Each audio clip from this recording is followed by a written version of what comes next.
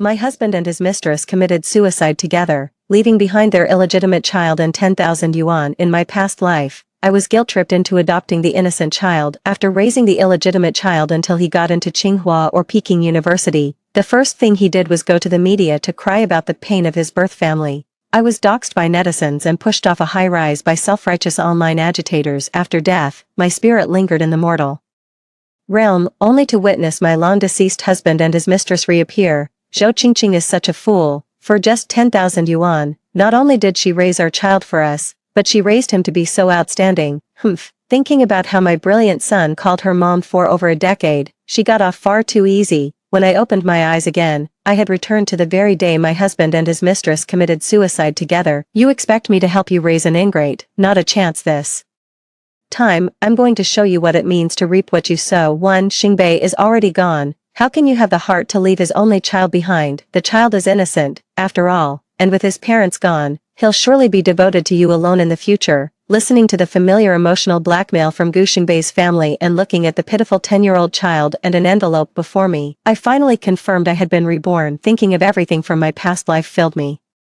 with such hatred I could grind my teeth to dust. They really know how to scheme. Raising a child is expensive and time-consuming, especially when it's an illegitimate one that can't be acknowledged publicly. Gu Xingbei and his mistress actually chose to fake their deaths to evade responsibility. They took advantage of my soft heart and strong sense of morality, using public opinion to make me raise their child. They even had the nerve to leave behind a measly 10,000 yuan, which wouldn't even cover food expenses for over a decade, not to mention tuition, living costs, extracurricular tutoring, and so on. In my past life, I felt sorry for the child and was pressured by everyone's moral judgment, so I couldn't find a reason to refuse. After adopting Gu Jinyu, I never mentioned he was an illegitimate child. Fearing he might overthink it, I told him his parents had left him a living allowance, but I didn't specify the amount, just so he wouldn't feel insecure, and I never skimped on his material needs: phone, computer, tablet, you name it, designer clothes, shoes, the most expensive tutoring. Nothing was too good for him. I even quit my job during his final year of high school to come home and take better care of him. In the end,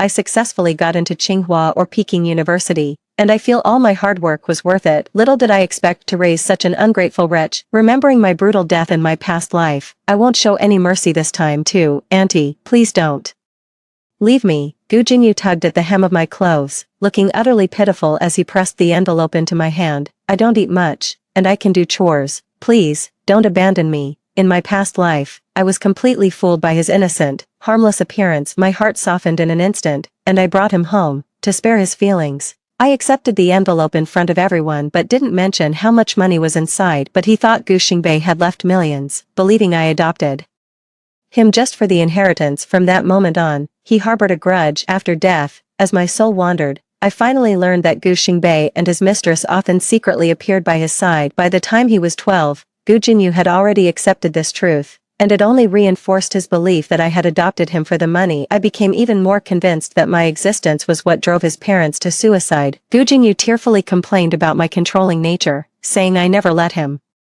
rest, and the two of them proceeded to berate me right in front of him. After the scolding, I told Gu Jinyu that I had the money, and as long as he could hold out until after the college entrance exams, our parents would see that justice was done for him. He can do whatever he wants when the time comes. Thinking of that, I cruelly pulled my hand away from his. He threw the envelope on the ground, and a stack of banknotes spilled out. I couldn't care less about my dignity and cried out loud, "That damned Gu Xingbei, he and his mistress can go die together for all I care, but now he wants to pay me 10,000 yuan to raise his bastard child. What kind of twisted logic is that in this world?" People gathered around, eager to gossip. Gu Xingbei's parents blushed, their fingertips trembling. You're such a shrew." I snatched the two memorial photos from the table and slammed them to the ground with a loud bang. He swept all the offerings off the altar once again. "After 3 years of marriage, and your secret love child is already 10 years old, your family tricked me into this marriage. I'm calling the police. I'm calling them right now." I took out my phone and dialed the emergency number. The people around us, having overheard, began to murmur and discuss the situation. Ugh, this family is disgusting. To trick a young woman into marriage when they already had a 10-year-old bastard child, still expecting the wife to raise his illegitimate child. Pfft, I'd be doing the world a favor if I just tossed him to the wolves. Exactly, let's be honest, this kid's just a hassle. Why don't the grandparents raise him themselves? They're perfectly capable. Gu Jinyu was still just a kid, sensitive and easily embarrassed, and his face flushed instantly when others pointed at him, calling him a bastard. Head bowed, large teardrops fell and splattered against the ground. Honestly, seeing him looking so pitiful, I can hardly bear it. But wasn't it precisely because I couldn't bring myself to be ruthless in my past life that I ended up like this? I raised him with all my heart for over a decade, yet I still couldn't change the badness in his nature. So it's true, some people are just born ungrateful. 3. The police promptly took up my case. During the police interview, my parents-in-law suddenly transformed into pitiful, grieving elders who had just lost their son. Hunched over, they looked as if they had aged 10 years. From what I understand, Gu Xingbei's fate death was coordinated with them. Everyone knew the truth about the staged death, yet they still had the nerve to kidnap me. Gu Xingbei is gone. Even if it was a marriage scam, it wouldn't affect him now. My real reason for calling the police wasn't about the marriage scam, it was to have his household registration cancelled. In my previous life, my in-laws, using the excuse that I needed to care for our child, kindly took it upon themselves to handle Gu Xingbei's funeral arrangements. The irony is, I actually felt quite grateful to them. After the police investigation turned up nothing, they could only offer a few words of comfort, and I wiped away my tears, sobbing bitterly. She took Gu Xingbei and his mistress's identification documents from her bag and handed them to the police. Since you're already here, could you please help us close the account while you're at it? My in-laws panicked and rushed forward, trying to snatch the documents, but I sidestepped them and handed the papers directly to the police officer. Wringing their hands anxiously, they pleaded, couldn't we just keep the account open? Let us have something to remember them by. I shook my head, sobbing, tears streaming down my face like broken beads. Mom, Dad, it's better to close it. It'll only make you sad to see it. The words pierced the in-laws' hearts like needles, their faces turning pale and flushed in turn. Staring at the police officer's ID, her lips trembled and she couldn't speak. I know that once Gu Xingbei's household registration is cancelled, he will be considered legally dead. The hidden fake death schemes lost their most crucial layer of cover. The police finished registering the information and assured us that the matter would be handled according to procedure. As I turned to leave, I caught my in-laws exchanging a furtive glance. The panic in his eyes made me smirk inwardly. This was just the beginning. The real show was yet to come, for as soon as we got home, my in-laws started complaining about headaches and stomachaches. It was obvious they just wanted to dump Gu Jinyu on me. So you want me to help raise your kid, huh? Well, don't mind if I do, Mom, Dad, I can take on raising Gu Jinyu. But, the two of them perked up immediately. It's just that all the family's money was taken by Xingbei to support his mistress, and now we can't even afford the children's tuition. In his previous life, Gu Xingbei secretly transferred his assets before planning to fake his death. After they got away, only $2,000 remained in their joint account. My in-laws insisted on sending Gu Jinyu to a private school, so I had no choice but to use my own savings. But this time, I won't be so foolish again. My mother-in-law snatched the backpack from Gu Jinyu's hands and stuffed the 10,000 yuan into mine.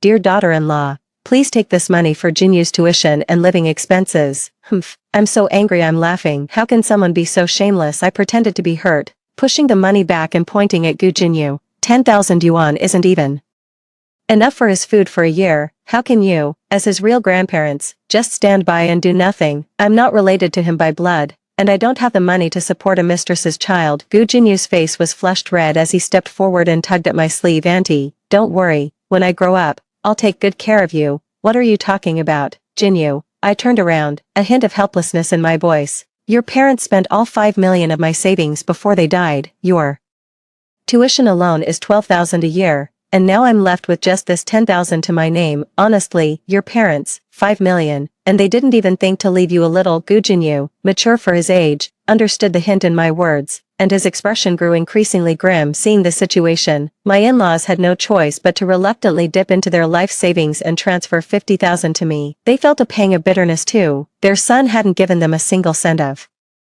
the full 5 million, and now they were even having to fork out an extra 50,000. I went home, wrote up an account ledger, and showed it to Gu Jinyu. After all, you're not my biological child, so we need to keep the accounts clear. Starting today, we'll record every expense of yours in this notebook. When the money runs out, you'll have to ask your grandparents for it. The notebook clearly listed items like daily living allowance, 50 yuan, tuition, and fees reimbursed with receipts.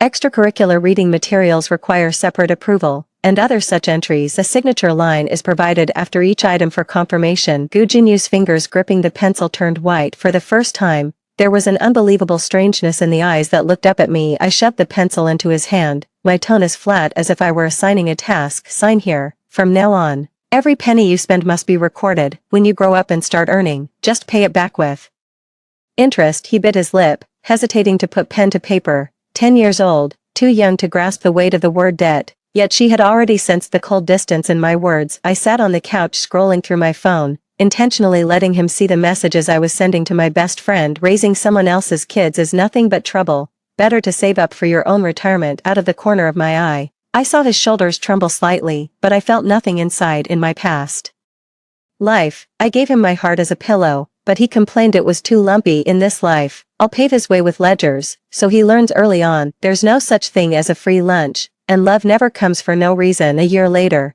the couple's life savings were almost completely spent. Based on the timeline of her previous life, Gu Xingbei and the mistress should be returning within these few days. Returning home from dinner with my best friend, I happened to see Gu Jinyu munching on a piece of bread. Hearing my voice, he came trotting out. Auntie, where did you go? Oh, I went out for a meal with some friends. Gu Jinyu lowered his head dejectedly. I really thought you were out of money. Auntie, I frowned. This kid is really overthinking things, isn't he? A few days ago, he told me his math grades were slipping and he wanted to sign up for a tutoring class. I turned him down, saying we couldn't afford it. Is he implying I have money to eat out but not for his tutoring? But in a previous interview, he said I filled his entire life with cram schools, leaving him no time to even catch his breath. Jinyu, are you really sure you want to go to tutoring? I asked sincerely. Is that okay, Auntie? His eyes lit up, thinking I was relenting, but then I changed tack. No problem, as long as your grandparents pay, I'll sign you up right away. The light in Gu Jinyu's eyes instantly faded. Oh, then never mind. Grandma and Grandpa worked so hard to save that money. I pretended not to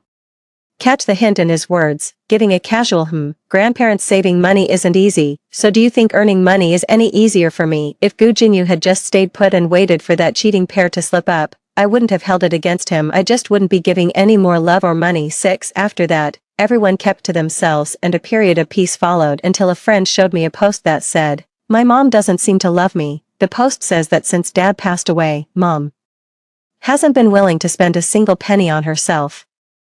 My grandparents cover both my tuition and living expenses, so if the money for daily needs stops, I'll have nothing but bread to eat. A while back, when I wanted to sign up for a tutoring class, my mom turned me down, saying my grandparents hadn't given any money for it. The post went viral and was picked up by marketing accounts, shooting to the top of the trending topics. The blogger's name is It Raining Today? The more I scrolled through the rest of the posts on the account, the more familiar they seemed, until I finally realized, this was Gu Jinyu. No wonder everyone believed his words so completely. In his previous life, so he had been laying the groundwork since he was 11. I opened the comment section, and sure enough, it was filled with condemnation of the phrase even a tiger doesn't eat its own cubs. Someone dug up the city I live in, and some even threatened to take justice into their own hands. In my past life, I was strict with him and he said I was controlling. In this life, I let go and he says I don't love him. He never once believed I could be sincere with him. Well then, let him have it his way. I let the rumors swirl, and for days, Gu Jinyu couldn't even look me in the eye. Out of guilt. Over dinner, I asked casually, Jinyu, do you think Auntie has been good to you? Gu Jinyu put down his chopsticks in fear, his whole body hunched up as if trying to shrink into itself, as if I'm about to slap him in the face any second now. Seeing his odd reaction, I glanced over and spotted a blinking red light. Just as I suspected. Okay, Auntie is very kind to me. I narrowed my eyes. Jinyu, your parents betrayed me. They left me with nothing, no money, no dignity. By all rights, a child should pay for their parents' debts, but I didn't want to drag you into this. I took you in out of pity, so tell me, where have I wronged you? The ones who truly wronged you are your parents. They didn't even leave you any living expenses. What do you suppose that means? Gu Jinyu's body went rigid, his face turning ashen. If I hadn't seen his clenched fist as he stood up, I'd have thought he actually understood what I said. I know he's always believed I adopted him for money, that every sacrifice I made was calculated. This post is just another way for him to present himself as a victim to the outside world, trying to pressure me back into the old days where I was at their mercy. What a shame, he miscalculated. To my surprise, Gu Jinyu's post going viral ahead of schedule threw the sequence of events from my past life into disarray. Someone doused me from head to toe with a bucket of cold water right at the company entrance. Zhou Qingqing, you vile woman, how dare you mistreat my son? I fixed my gaze, and there he was. Ah, the main character finally made his entrance. 7. After seeing the face of the other woman, Lin Ju, I feigned surprise and stepped back. Lin Ju, didn't you die with my husband in a suicide pact? I shouted at the top of my lungs and got everyone's attention. Everyone had seen bits and pieces of it online, and their eyes went wide when they saw the other woman was alive. You're not dead, then what about my husband? Is he alive too? Lin Ju tried to slip away when she saw things turning sour, but I didn't give her a chance and grabbed her wrist tightly. Tell me, where is my husband? Did he die and you didn't? Lin Ju turned pale at my question, her eyes darting about in panic as she stammered, unable to form a complete sentence. More and more colleagues gathered around, the sound of phone cameras clicking rising and falling in waves. She clearly hadn't anticipated this kind of reaction from me, much less expected to be cornered in public. I gripped her wrist so tightly that she cried out in pain. If you don't tell me exactly where Gu Xingbei is today, you're not going anywhere. Everyone, come and look. This is the other woman who was having an affair with my husband, the one who supposedly died for love with him a year ago, and now she's standing right here, alive and well. So my husband is the only one who's really dead, and she just waltzes back in like nothing happened. My voice was sharp and piercing, deliberately loud enough for everyone to hear clearly. Gu Xingbei, if you're any kind of man, get your ass out here. Stop hiding behind a woman like a coward. Lin Ju trembled all over from my shouting. Suddenly, as if remembering something, she began to struggle violently. What nonsense are you spouting, Xingbei? He already... The words were cut short by a figure that suddenly burst onto the scene. Gu Xingbei, dressed in casual wear that clashed starkly with the surroundings, stood pale with rage, blocking Lin Ju's path.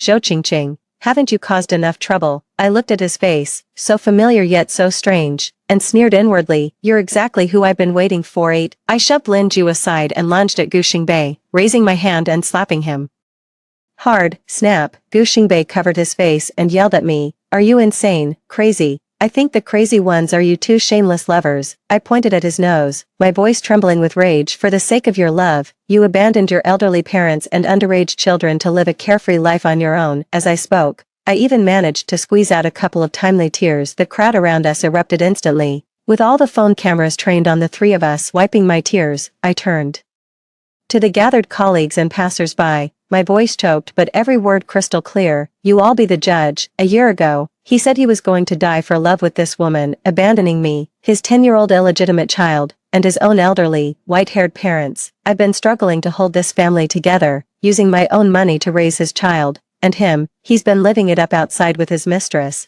And now he has the nerve to come back and accuse me of making a scene. Gu Xingbei was rendered speechless by my words, his face turning from ashen to a deep, purplish red. Lin Ju hid behind him, her knuckles white as she gripped his arm, her eyes filled with panic. The whole farce ended with the two of them slinking away in disgrace. In the evening, Gu Jinyu sent me a message saying he wouldn't be coming back tonight, as he wanted to stay with his grandparents.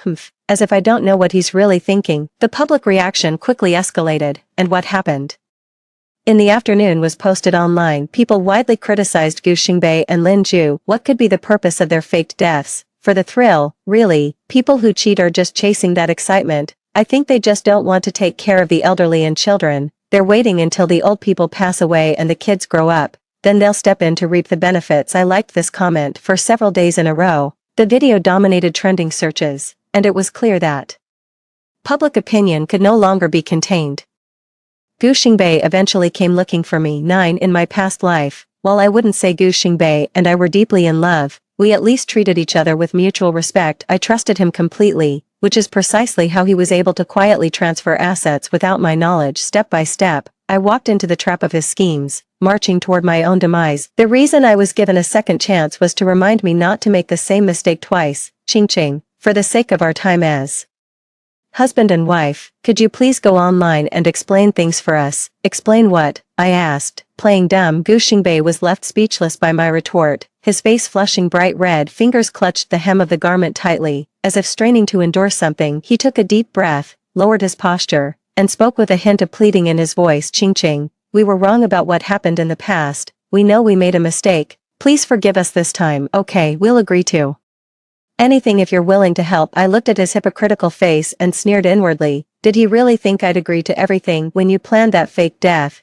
did it ever cross your mind it would come to this? I deliberately paused for a moment, watching a flicker of hope ignite in his eyes, then spoke slowly. Forgiving you isn't impossible, but first, You have to return the 5 million you transferred. That was our marital property. Gu Xingbei's face fell instantly, his eyes darting away, unable to meet my gaze. The money, we've pretty much spent it all already. I raised my voice, my tone dripping with sarcasm. Of course, you and your mistress have been living it up out there. 500,000 wouldn't last long, would it? But that's fine, money can be earned again. Didn't you promise you'd do anything for me, then go out and earn the money to pay me back? We'll talk about forgiveness once every last penny is returned. Gu Xingbei was taken aback by my request. Standing there in stunned silence, unable to utter a word for a long moment. I knew he couldn't possibly come up with the money. He came to me just to get me to help quiet the public outcry so they can continue to evade justice. Unfortunately, I won't give him another chance. I stood up, walked to the door, and gestured for my guest to leave. If there's nothing else, you should head back now.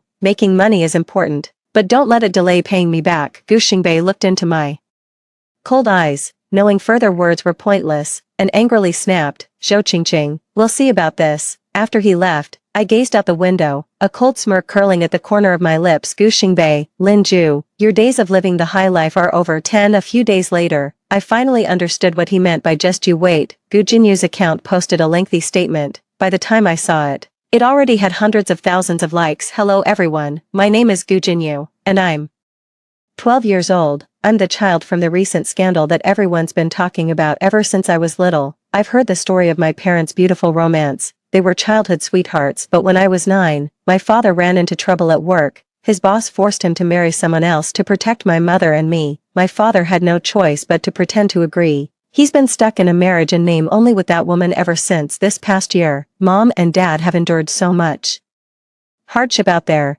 They'd been secretly saving every penny, all for the day they could take me away from that house and give me a real, proper home. I know my aunt is kind to me, but she never lets me forget I'm a bastard child, always reminding me to account for every cent of her money I spend. I was terrified. In that long article, he portrayed Gu Xingbei as a tragic hero who endured humiliation to bear a heavy burden, painted Lin Ju as a star-crossed lover torn apart by circumstance, and cast me as the venomous woman standing in the way of true love. Below are a few photos he secretly took of the ledger, along with some selfies showing his bloodshot eyes. The comment section was instantly flooded with voices saying, "My heart aches for the child, and the mother is so incredible." I stared at the distorted text on the screen, my fingers lightly tapping against the phone case. This kid has not only learned to play the victim, but also to spin tales. Sadly, he forgot that when Gu Xingbei and Lin Ju faked their deaths, they never once mentioned taking him with them. That so-called boss-forced marriage was nothing but an excuse Gu Xingbei used to trick his way into a marriage for his own career advancement. Amidst the firestorm of Gu Jinyu's distorted narrative, I once again became the target of public scorn, with his posts being exposed one by one, along with a video secretly recorded at home. I was completely cast as the villain. Twice I ran into my in-laws at the park, their heads held high and their eyes brimming with pride. They always thought I, as their daughter-in-law, was nowhere near as gentle and sensible as Lin Ju in every way. Now that I see my own grandson trampling me underfoot, it's only natural to feel a sense of triumphant satisfaction. Qingqing, I told you long ago, if you had just raised Jinyu properly and helped him become a capable person, you wouldn't have ended up in this situation today. If you're feeling resentful, you can always have another one after Jinyu grows up. Seeing this, I suddenly understood why the lower beam is crooked. It's because the upper beam is not straight. I grinned and said, "Ah, nothing beats grandparents. They're even willing to sell their own house just to buy a school district home for their grandchild." The mother-in-law's expression changed instantly. "What are you talking about? Who said anything about selling the house? Hey,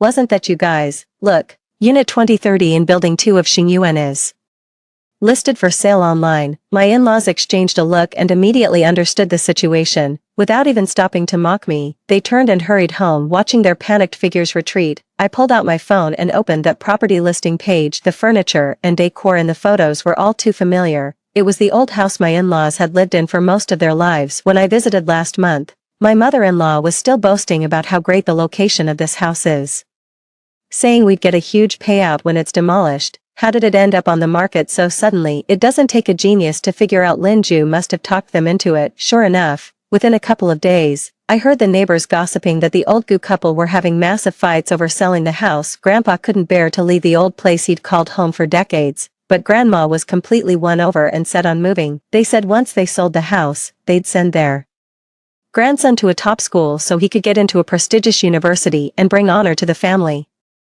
I lounged on the sofa, listening to the gossip, a cold smirk playing on my lips. In their previous lives, they were so easily manipulated by Gu Jinyu that he drained them of their retirement savings, leaving them destitute and miserable in their old age. I'm never playing the thankless villain again in this lifetime. If they're willing to be held hostage by family ties, then let them deal with the consequences someday. I'll get it back with interest. 11. The in-laws' house was sold quickly. Gu Xingbei and Lin Ju promptly rented a 2-bedroom apartment next to the elite private school. With no other choice, the in-laws had to sleep in the living room. Over time, tensions grew, and the elderly couple, who had always valued their dignity, were eventually sent back to their hometown. Online public opinion gradually subsided, and I seized the moment. The evidence presented has once again stirred up a storm. I first compiled the spending records of Gu Xingbei and Lin Ju during their fake deaths, along with the bank transaction histories from accounts they opened under forged identities, and the sloppily drafted documents Gu Xingbei signed while secretly transferring marital assets compiled into a clear chain of evidence.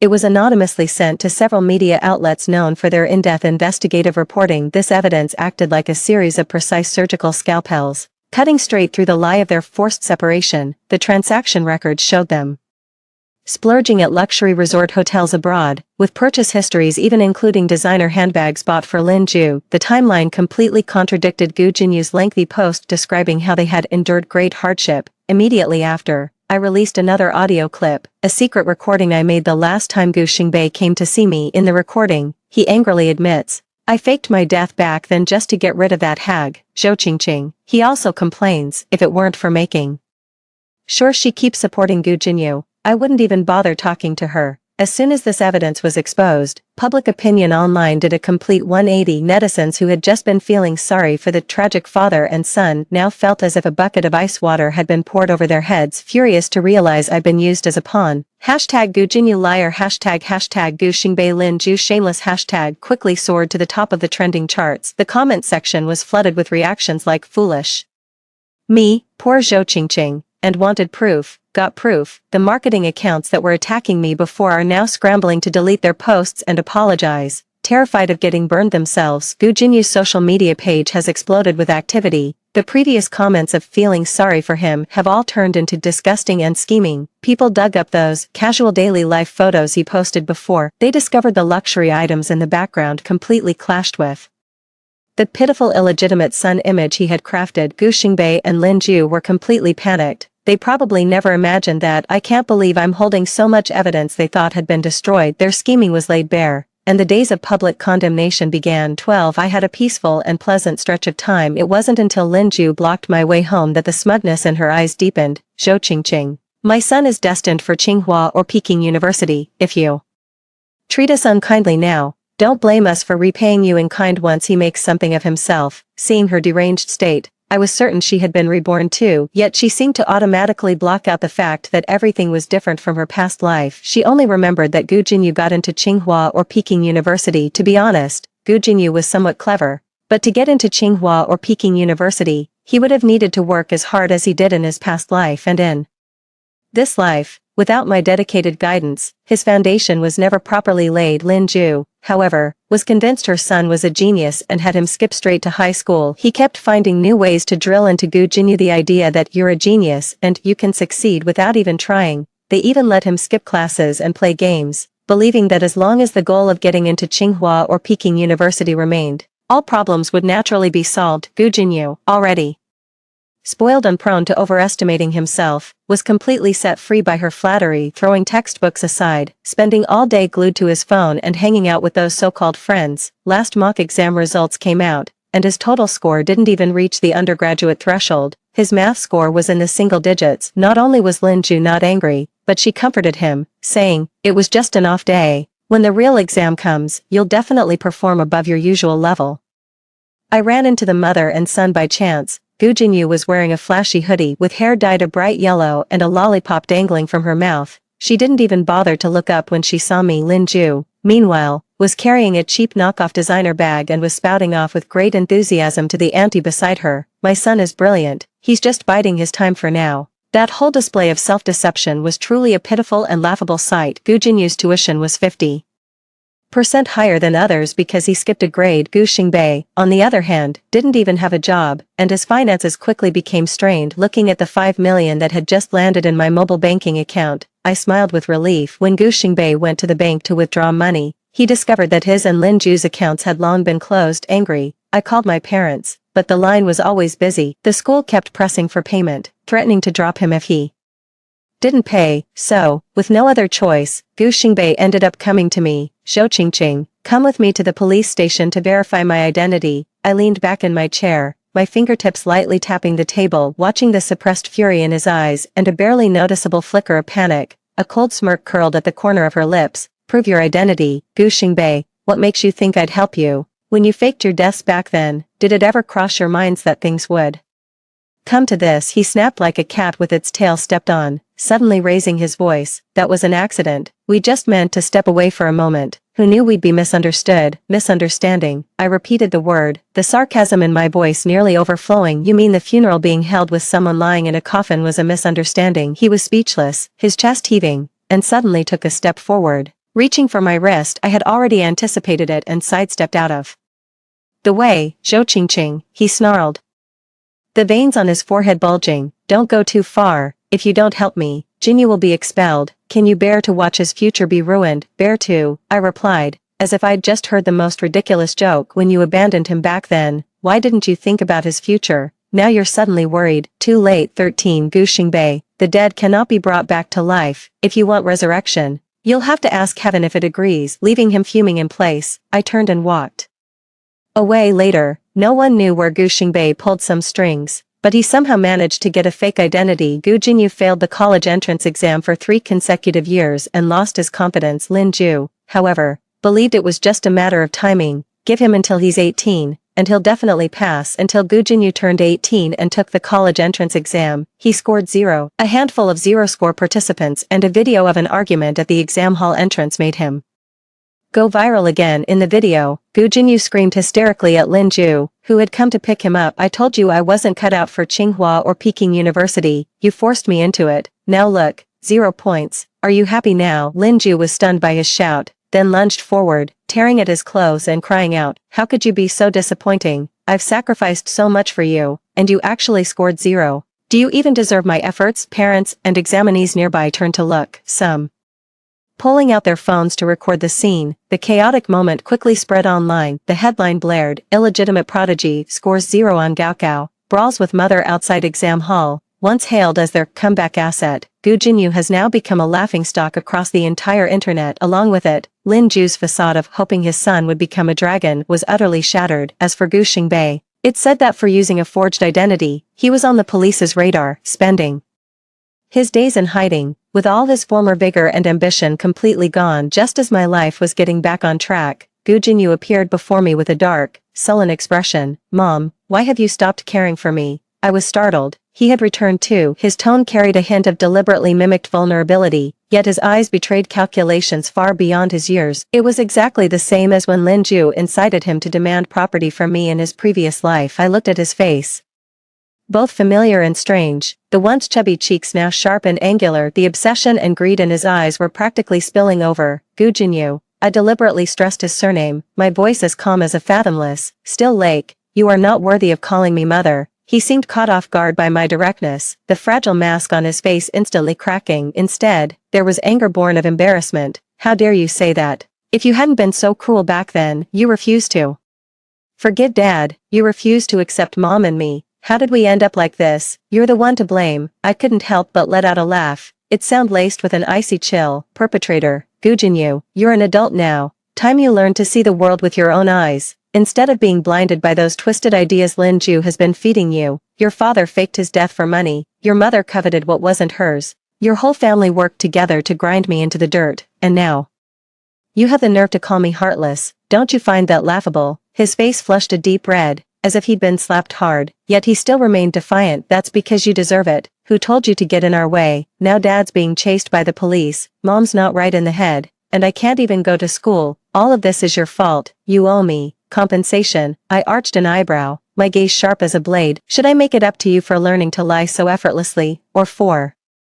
mastering the art of playing the victim to win sympathy at such a young age? Or, To make up for scoring 0 on the college entrance exam, completely shattering Lin Ju's dream of seeing you succeed, Gu Jinyu, I can't give you the compensation you want. You should go ask your wonderful parents why they led you down the wrong path in the first place. Go ask them if they can give you the future you want right now. My words left him speechless. His chest heaved violently, and he suddenly took a step forward, glaring at me with a fierce look in his eyes. Don't push me. If you don't help me, I'll go online and tell everyone you abused me. I'll tell them you abandoned your own son. Let's see how you enjoy your comfortable life then. Seeing him in such a desperate, out-of-move state, the last flicker of pity in my heart vanished completely. In my past life, he did the same thing, using every extreme method to threaten me, trying to squeeze the last bit of value out of me. Unfortunately, the Zhou Qingqing of this life is no longer the one who could be swayed by his tears and threats. You can try. I met his gaze without flinching. But before that, you might want to consider whether your so-called evidence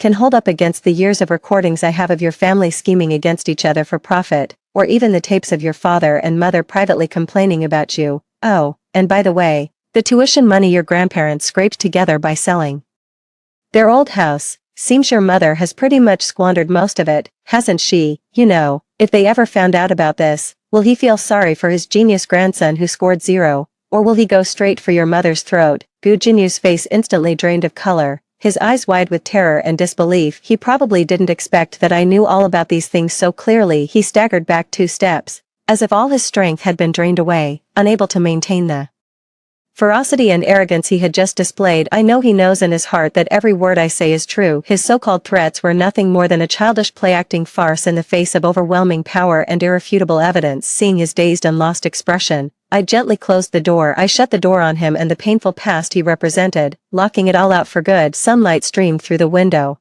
filling the room with a warm, bright glow. My life was just beginning, and I wouldn't let these people or these events disturb it ever again. The end. That's all for the first story. Don't go away. The next one is even more shocking. While my mother was at the hospital caring for my uncle, who had broken his leg in a car accident, my father was at home having an affair with my aunt. After I exposed this scandal, my parents got divorced, and so did my uncle and aunt. Yet, they didn't resent each other. They all resented me. To get back at me, they drugged me and delivered me to the bed of a 50-year-old pervert, where I was tortured to death. When I opened my eyes again, I was back on the day my father was having an affair with my aunt. This time, I've learned my lesson. I'll never interfere in my elders' affairs again. 1. Brother-in-law, be gentle, not so rough. How can I make you feel good without putting in the effort? Hearing the sound from the bedroom again, I realized I had been reborn in my past life. A similar situation unfolded. I went home to retrieve the phone I'd left behind, only to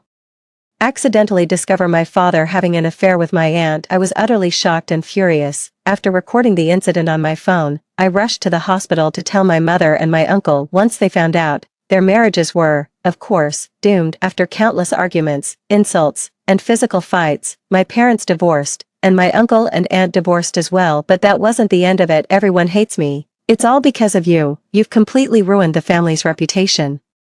Wasn't life just about muddling through, with you making such a scene? We'll have to get a divorce now. We should have married you off sooner. Who knows what kind of trouble you'd stir up next. So, under the guise of marriage, they drugged me and delivered me to the bed of a 50-year-old pervert, all because he promised them a large sum of money. That way, my father and my aunt could take the money and leave this place for somewhere no one knew them. With the bride price, my uncle could take a new wife and start a fresh life, and my mom, with money, can enjoy a more comfortable retirement for the rest of her life. Only I am tormented night and day by that old man, with not a single spot of unbruised flesh on my body. He also enjoyed using various tools to vent his anger on me, and when I couldn't take it anymore and begged for mercy, I only received even more twisted treatment. In the end, I was tortured to death by him in his uncontrollable rage. That agony, as if branded upon my very soul, jolted me awake from the memories of a past life. The noise in the room hadn't stopped, so I grabbed my phone and slipped quietly out of the house. Walking through the living room, I spotted a lace thong lying on the arm of the sofa. I quickly shoved it into the crevice between the cushions, but one corner stuck out, so I used a throw pillow from the sofa to cover it. Look, I've learned my lesson this time. I won't dare interfere in elders' affairs anymore, and I even help cover things up too. When I got home, my mom had just finished making dinner. She came out of the kitchen carrying a thermos lunchbox and told my dad to take it to the hospital for my uncle. She urged him, hurry up and eat, or it'll get cold soon. My father asked with dissatisfaction, didn't you already order him a meal at the hospital? Why do you need to bring more? My mother shot him a glare. What nutrition could hospital food possibly have? It's all bland broth and water. Hongwei's leg is broken, they say it takes 100 days for muscles and bones to heal. Doesn't he need proper nourishment? Besides, he's been frail since he was little. When he was just 8 months old, my mom went on and on with the same old story we've all heard 1,000 times. Basically, that my uncle, who's only 5 feet 7 inches but weighs 170 pounds of fat, is a poor, sickly little thing, and in our whole family, besides her, his own sister, no one cares about him. Everyone else is heartless. My dad and I kept our heads down, focused on eating, saying nothing the whole time. My mom finally finished her piece, wiping away the 2 tears that had welled up during her emotional speech. She turned to my dad and said, "All right, you've had enough to eat. Hurry up and take this meal over to Hongwei. He's still waiting and hungry." I glanced out of the corner of my eye at the half-eaten rice left in my dad's bowl. My dad didn't argue either. He silently put down his chopsticks. "On your way out, could you give Lily a lift to the hospital so she can keep vigil for Hongwei?" My dad acknowledged with a sound, his steps noticeably lighter. I scoffed inwardly. Sending my dad to take my aunt to the hospital was like throwing good money after bad. It's only a half-hour drive from our house to the hospital, yet my dad didn't return for 2 hours. His hair was disheveled, and his clothes were wrinkled. The moment he got home, he went straight to take a shower. My mom didn't suspect a thing. She even called out toward the bathroom.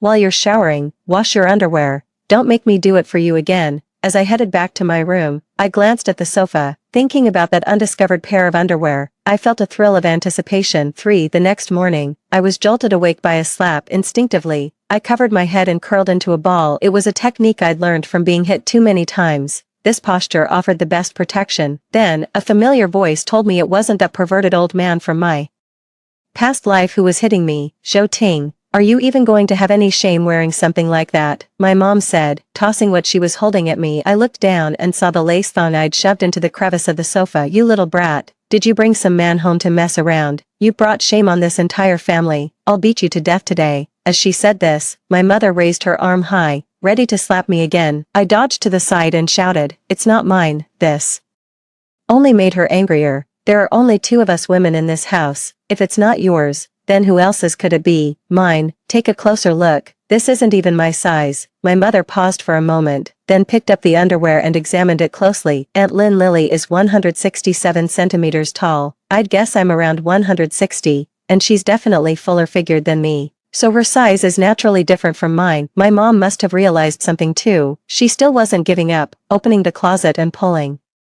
out my underwear to compare. They were clearly different sizes. She murmured to herself, "It's not yours, nor mine." Then, as if suddenly remembering something, my mom spun around and hurried back to the bedroom she shared with my dad. She opened the bedside drawer, took out the small umbrellas inside, and began to count them. After counting, her face twisted with anger. "There are several missing." He grabbed the half-empty bottle of lubricant from the drawer, gritting his teeth as he snapped, "I never use this stuff. No wonder your dad finished in under a minute last night. Turns out he was saving all his energy for that slut outside." My mom was so angry she threw the bottle of lubricant to the floor, making a loud bang as it rolled to my feet. When she saw me, she threatened, "Shut your mouth. If you dare say anything to your dad, you'll regret it." I touched my swollen cheek and whispered, "Mom, I wouldn't dare." A flicker of satisfaction crossed her eyes before her face hardened again. "Humph, how dare your father bring that slut into our house?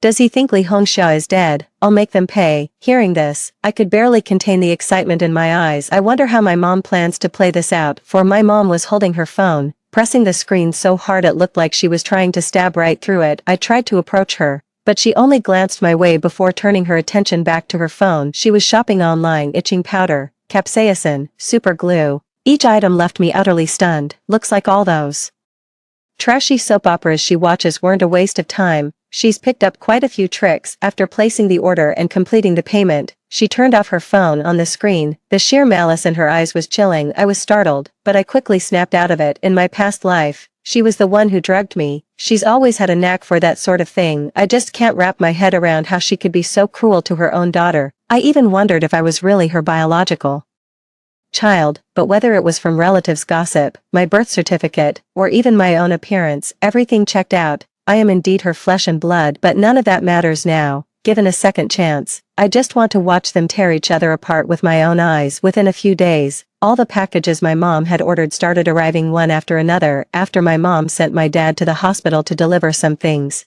She got busy at home. She emptied out the bottle of lubricant, refilled it entirely with super glue, then poured in itching powder and capsaicin. She shook it vigorously for a long time until the white powder completely dissolved. Satisfied, she screwed the cap back on and placed it in the drawer, but she wasn't done yet. She mixed the itching powder and capsaicin with water, then used a syringe to put it into the condom. Once finished, she warned me again, "Keep your mouth shut."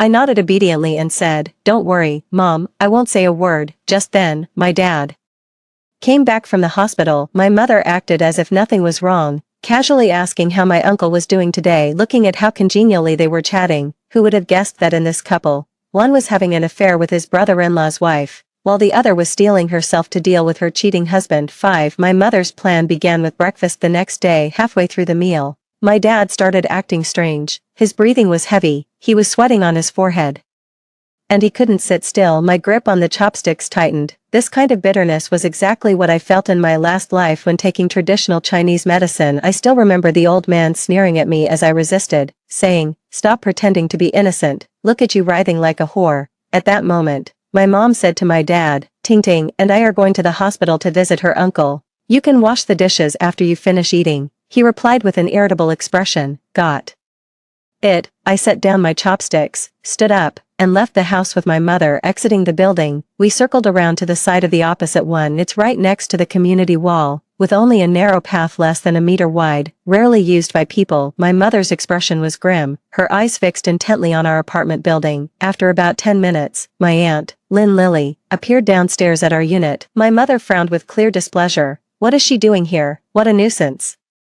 With that, she took out her phone and made a call. "Where are you?" My heart leapt into my throat, and then I heard the voice coming from the phone, quiet, but perfectly clear. "Sis, I'm at the hospital looking after Hongwei." My mother froze for a second, her grip tightening on the phone. My aunt asked again, "Sis, what did you need to talk to me about?" Only then did my mom snap out of it and say, "All right, just be careful. Make sure you don't bump into Hongwei's leg." As soon as she hung up the phone, my mom gritted her teeth and cursed. I knew she couldn't be trusted to behave, those two good-for-nothings. Seeing the bloody mark she'd bitten into her own lip gave me a deep sense of satisfaction. After about 10 minutes, my mom couldn't take it anymore. "Go back." With every step, she stomped down hard, as if venting her anger. I followed silently behind her, my eyes brimming with unhidden excitement. We live in an old apartment complex without an elevator. Normally, the walk from the first to the 5th floor takes just a minute, but today it felt unusually long. At the entrance of our apartment building, I also ran into the elderly lady from across the hall. She was carrying groceries she had just bought and was complaining to my mom that cabbage had gone up by another 20 cents recently. I barely reached the doorstep when I heard two screams coming from inside. The old lady next door's eyes suddenly lit up. "6, Hongxia, is that your husband Lao Zhou I hear? Why do I hear a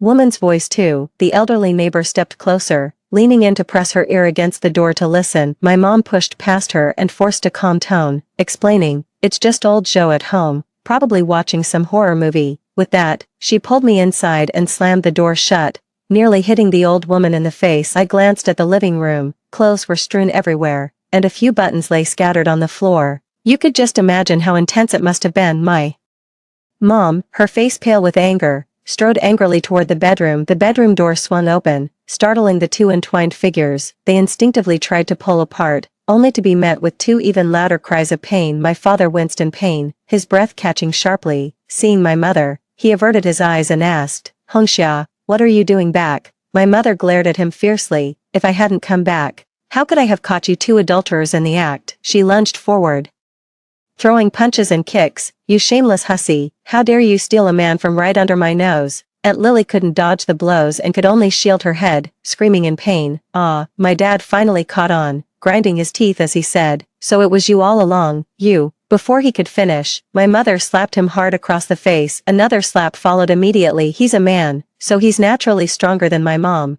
Under normal circumstances, she wouldn't stand a chance against him, but now the most vulnerable part of his body was connected to his aunt, and every movement sent sharp pain through him, forcing him to flinch and dodge awkwardly. Before long, my mother had beaten the two of them black and blue. What was worse, blood was seeping from where the two were joined. My mother finally stopped, panting heavily as she lowered her hands. My dad looked utterly aggrieved. "Li Hongxia, Haven't you vented enough already? What on earth did you do? Get us apart right now. My mother scoffed coldly. If you had the guts to cheat, why don't you have the guts to clean up your own mess? My father was trembling with rage. He then turned his gaze to me. Ting ting, I know what I did was wrong, but what your mother is doing is going too far. Please, help your father out. I turned to my mom and said, Mom, if it goes on for too long, could something go wrong? You can't keep them locked up forever. What if they go to the police someday? I'm not exactly eager to help them, but what's the point of putting on a show at home? You need an audience. My mom gave me a sharp look before reluctantly pulling out her phone and calling 127. The ambulance arrived quickly. When I went to open the door, the old lady from across the hall was peering inside, her face wearing an "I knew something was going on" expression. A male and a female doctor followed me into the bedroom and were dumbstruck by the scene inside. Upon learning that my dad and aunt were stuck together with super glue, the doctors looked at my mom with a hint of admiration in their eyes. After examining them, the doctor looked troubled. They're fused together too tightly, and the skin in this area is quite delicate. You'll need to go to the hospital to get them separated. Can you two walk on your own? My father and my aunt were helped off the bed by the doctor, both of their faces contorted in pain. My aunt said through tears, No, I can't. It hurts too much to move at all. My dad let out a few hisses too.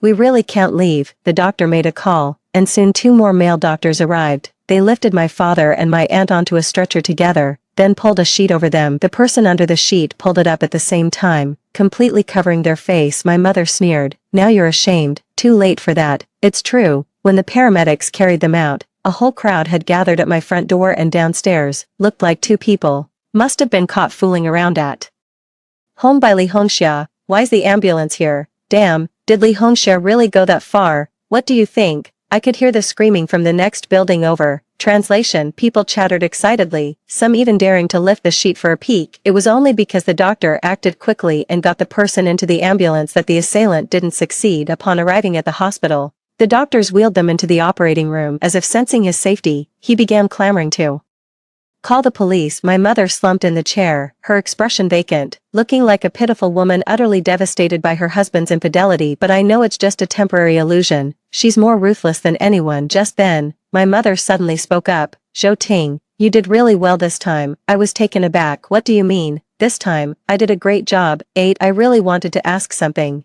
but my mom had already stood up. I followed her all the way to my uncle's hospital room. He was lying in bed playing a game. When he saw us, he casually greeted her. Hey, you're here. Then he looked back down at his phone, completely focused. Just let me finish this round. My mother snatched the phone away in exasperation. What are you thinking? Playing games at a time like this? That bitch, Lin Lily, my uncle's face grew darker and darker as he listened. When my mother finished, he said fiercely, We can't just let this go. My mother paused, then instructed me, Go check on your father. If there's any news, come and tell me. I knew she was trying to get rid of me, but I nodded obediently anyway. As I was leaving the ward, I heard my uncle say, Sister, do you remember Zhao Gang?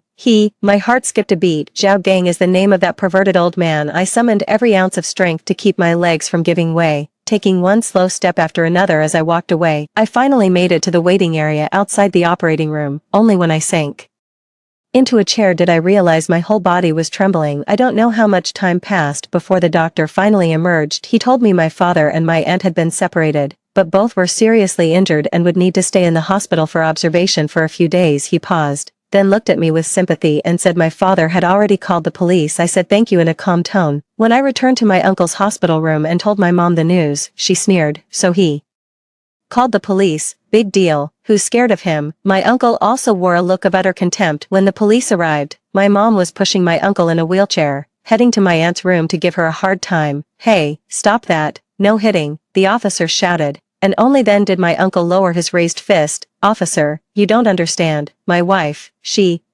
officer, you have to help me. Translation: my mom and my uncle took turns recounting the story, with my mom especially breaking down in tears, sobbing with snot and tears streaming down her face. It was ultimately classified as a domestic dispute. My dad was shouting about getting a medical exam and taking my mom to court to have her locked up, and then my mom lunged at him again and slapped him right across the face. The police rushed over to intervene, and the hospital room descended into chaos. 9. The matter of reporting it to the police was eventually dropped after several rounds of mediation. The affair between my father And my aunt also became public knowledge. Even the details of how my mother dealt with the two of them were described vividly and convincingly. Who leaked the story remains a mystery. What happened next was just like my last life. They started fighting for a divorce. The house was filled with constant yelling and bickering. Pots, pans, and dishes were all smashed to pieces, to the point where we couldn't even cook a meal amid all their noise. I finally pieced together one thing. It turned out that my mother had a boyfriend before she got married, but his family was too poor. My grandparents disapproved, so they drugged her, forcing her and my father into a situation where they had to get married. It only took one time for my mother to get pregnant with me. With no other choice, she had to marry my father,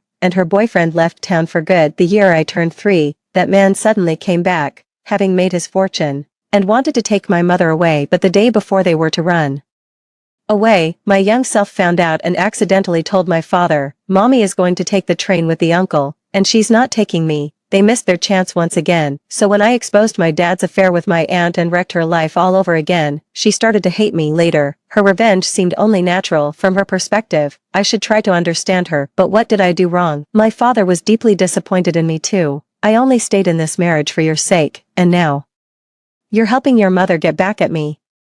I lowered my head and remained silent. All that talk about doing it for me was just an excuse. He just needed a wife to do his laundry, cook his meals, and take care of the kids and his elderly parents, who were seriously ill and bedridden. You see, I've grown up, my grandparents have passed away, and now my dad has no more worries, so he's gone off the rails, hasn't he? Even his choice of an affair with his aunt carried an unmistakable air of revenge. Now that they're getting divorced, what they're constantly fighting about isn't their relationship, but the house and money. After finally wearing each other out with their argument, they reached an agreement. The house was sold, and the proceeds were split evenly. The family's savings were also divided equally. As for me, according to my parents, you're an adult now, so you don't need to pay child support, just live your own life from now on. We'll come back to you when we need help with retirement. They said it with complete confidence and conviction. And my uncle's side, they've split up too. They obtained their divorce certificates at the civil affairs office on the same day. My uncle suggested, "Let's have one last meal together." During the meal, no one spoke, and the atmosphere was unbearably tense. The moment someone pushed open the private room's door, I heard a voice, "Hongwei,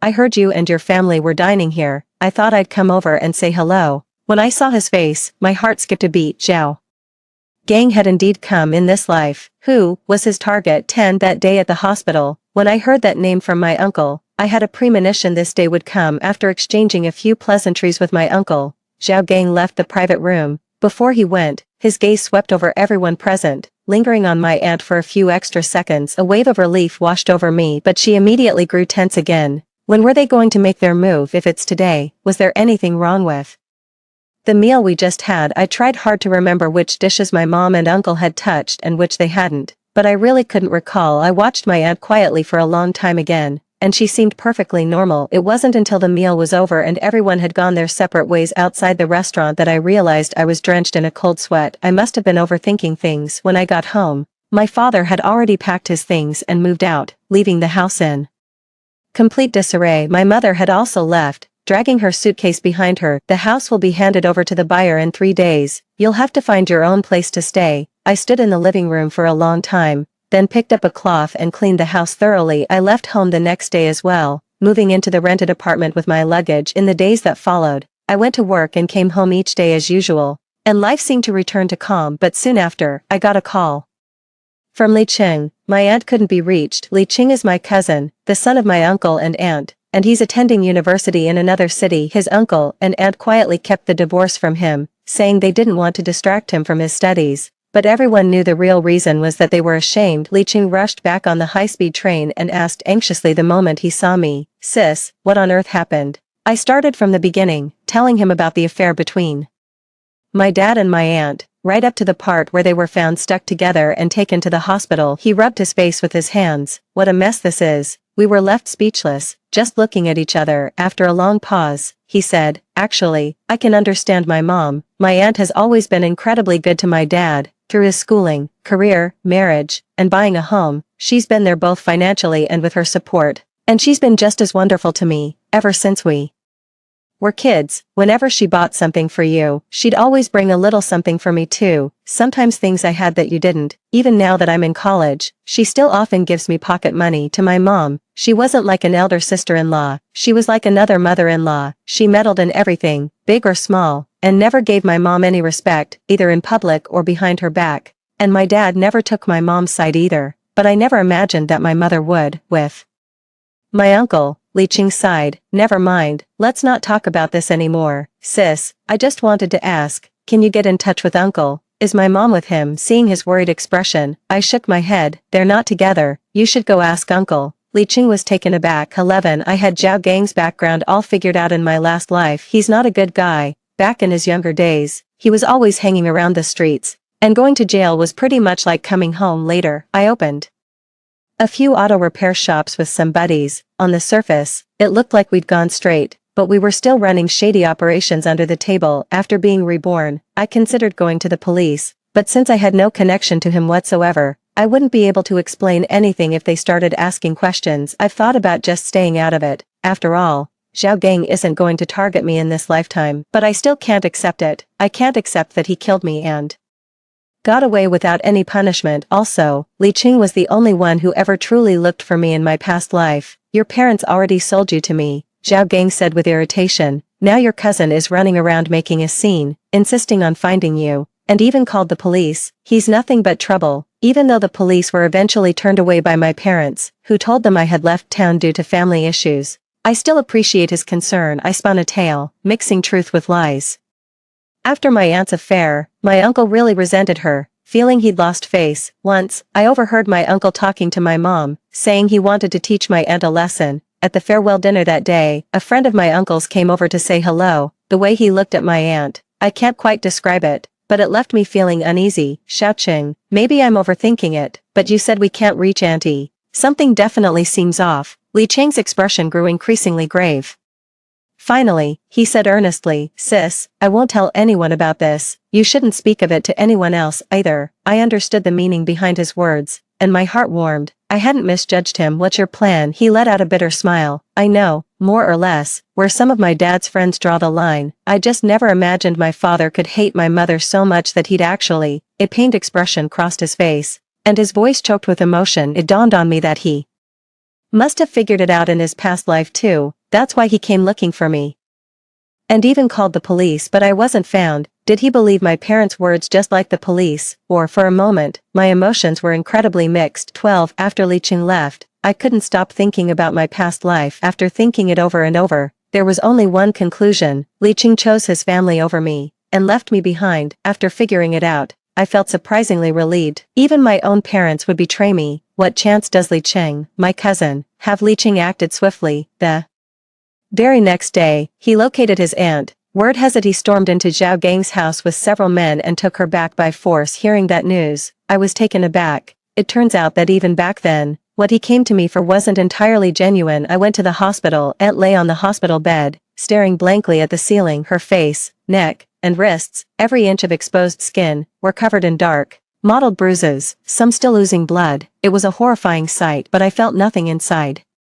The wounds I suffered in my past life were far more severe than this. Inside the hospital room, Li Qing saw me and came out. It was just one night, yet he seemed to have changed a great deal. Li Qing's face was expressionless as he said in a low voice, the doctor said the injuries my mother sustained last time were quite serious. They never properly healed, and after being tormented for over 10 days, she absolutely needs surgery. Her physical injuries are the least of it. The main issue is her mental state. She won't speak, she refuses to eat or drink, and is being kept alive by an 4 drip. He paused, then said, sis, even though my mom and your mom don't get along, she's always been good to you. If you had given her a warning, or told me sooner, maybe none of this would have happened. I said calmly, Li Qing, your mother is the one who cheated, your father is the one who took revenge. Are you blaming me for this now? He froze for a moment. I stared into his eyes and asked, and even if I had no proof, would you believe me if I told you? Would you believe your dad would send your mom to another man's bed? He didn't say a word, but his expression said it all. After a long silence, he told me he had called the police and that Zhao Gang had been taken into custody. I finally waited for this day to arrive. 13. After Zhao Gang was detained, My mother and my uncle were also quickly taken away by the police. Many relatives came asking about it, but I kept saying I didn't know. Even my dad called me, gloating, "What did your mom do now? It's probably your uncle causing trouble again, dragging her into it." Right, I told her all along that brother of hers was no good, but she always said I was biased. Now she's getting her comeuppance, isn't she? After learning they were arrested because of my aunt, my father sighed and said, she really had a hard lot in life, ending up with a man like that. And then hung up the phone. In my previous life, he actually moved to another city with my aunt, so I thought there was still some feeling between them, but in this life, ever since my dad left, he's been constantly going on blind dates. I've even heard he's brought women home to spend the night, multiple different women, at that. But gradually, news started to spread that my dad was getting worse, and even the medicine wasn't helping anymore. It seems he was really hurt by that time my mom set him up to catch him cheating. I just don't know if it was physical or if he's carrying some psychological baggage from it. When I heard the news, I even ate an extra bowl of rice. My mom was released from the detention center just a few days later. The police have already investigated and confirmed that although she knew Zhao Gang, this matter has nothing to do with my mother. After a few days in detention, she looked much thinner and more worn out. The moment she saw me, she launched into a tirade. That little bastardly Cheng, he actually called the cops on his own father. All for that tramplin Lily. He's got no conscience at all. Our Lee family has never produced such an ungrateful wretch. I hope he gets run over by a car one of these days. She viciously cursed Li Cheng, then began to list all the good things her uncle had done for me. Whenever you wanted something to eat as a child, your uncle would buy it for you without a second thought. Back in middle school, when those punks were picking on you, your dad was too much of a coward to even make a peep. It was your uncle who had to get some guys to teach them a lesson. And in high school, when you wanted that cell phone, it was your uncle who got it for you, wasn't it? Finally, she got around to telling me why she'd come. Zhao Gang sent word. He says he'll take care of the whole thing, but there's a condition. She paused for a moment, then said, Zhao Gang has a son, 28 years old this year. He's a few years older than you, but he's a decent guy and comes from a wealthy family. You'd be making a good match by marrying him. But she didn't mention at all that Zhao Gang's son has a mental disability. He's a fool. 14. I stared at her, unable to understand how, even after starting over, fate seemed to have brought us back to square one. My own mother is still trying to sell me off. My look must have annoyed her. She glared at me and said, Zhou Ting, I'm your mother, and that's final. I'm an adult now.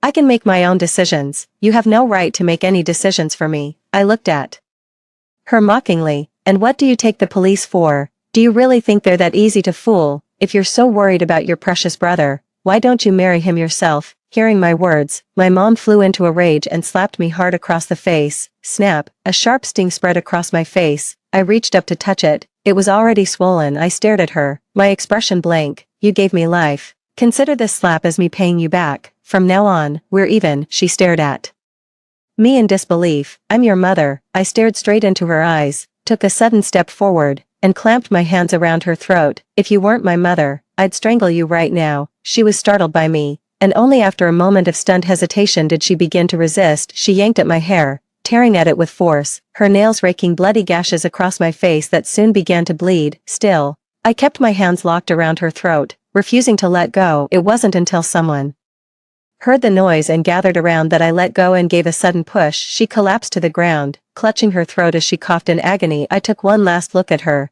then turned and walked away. From behind me, I heard her shout, cough, you bastard. Someone else asked her, are you alright? Do you need me to call the police? I quickened my pace. Back at the rental, I gathered my documents and packed my bags as quickly as I could. After what happened in my past life, I've always assumed the worst about her.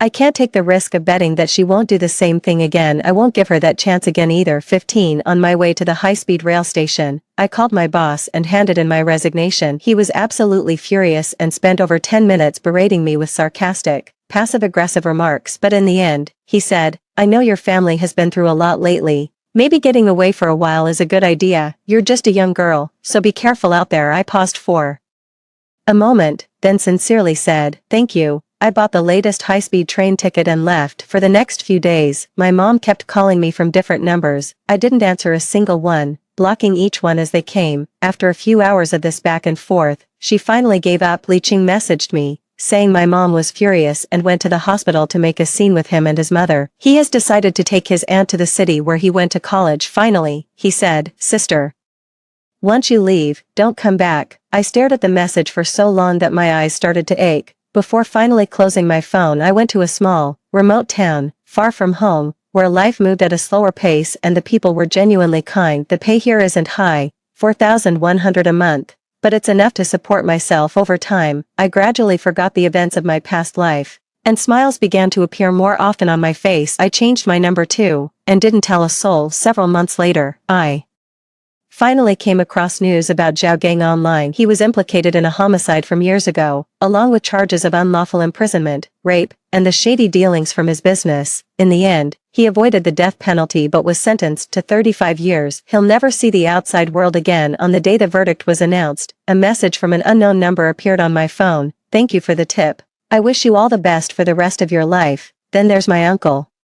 The news only mentioned him in passing. He got 3.5 years after that day. I started a new life. 16. It wasn't until many years later that the police from my hometown got in touch with me. By then, more than a decade had passed. My father died suddenly at the card table. After a long period of reflection, I went back anyway. After completing the formalities and the cremation, I placed his ashes in the cemetery. As I was leaving the cemetery, I ran into a distant relative. She looked at me in surprise. You're Zhou Ting, right? I haven't seen you in years. I almost didn't recognize you. After exchanging a few pleasantries, she said that in recent years, due to his health, my father had been playing cards day and night, so no one was surprised by this outcome. After my uncle got out, he was a completely changed man. He wouldn't do a lick of honest work and kept getting thrown back in. As for my mother, she ended up marrying her first love. That man had 2 sons and 5 grandchildren.